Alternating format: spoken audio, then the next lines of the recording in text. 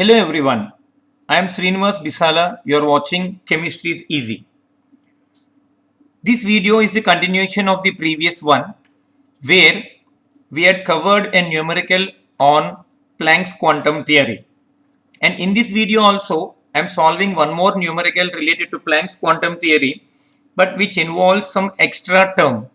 So before watching this video, it's better to watch the previous one, that is question number 6. Now, here it is given that the number of photons emitted per second by a 60-watt source of monochromatic light of wavelength 663 nanometer. What is given? We were given 663 nanometer wavelength light, where we need to find out the number of photons emitted per second by a source whose power is 60 watts. So here wattage is given means it is the power which is expressed here. Let's see how to solve this. So it's only one line where we are using the concept related to physics.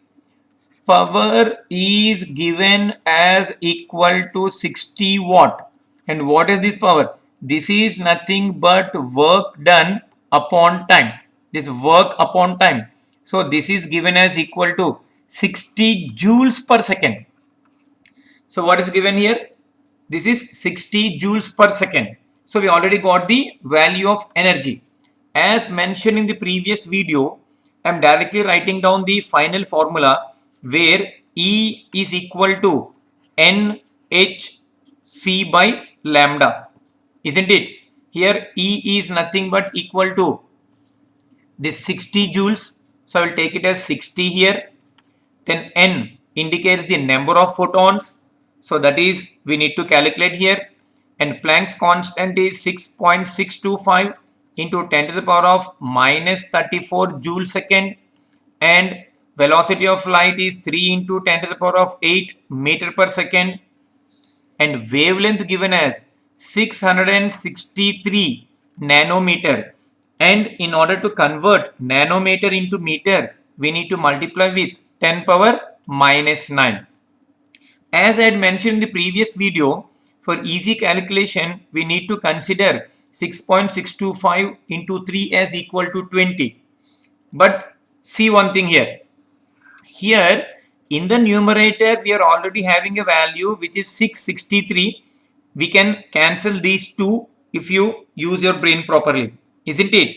So here don't multiply the 6.625 into 3. If you do that one, your calculation becomes more difficult.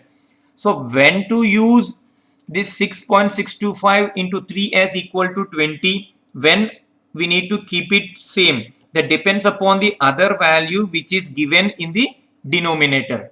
Is it clear? Now let us rearrange this. Now we have N as equal to 60 multiplied by 663 into 10 to the power of minus 9 divided by 6.625 into 10 to the power of minus 34 into 3 into 10 to the power of 8. Then see here. Instead of 6.625, we can make this one as 6.63. I think this is not difficult here. You might have understood. Isn't it? 6.625. In that place, I took it as 6.63. Now see the calculation part.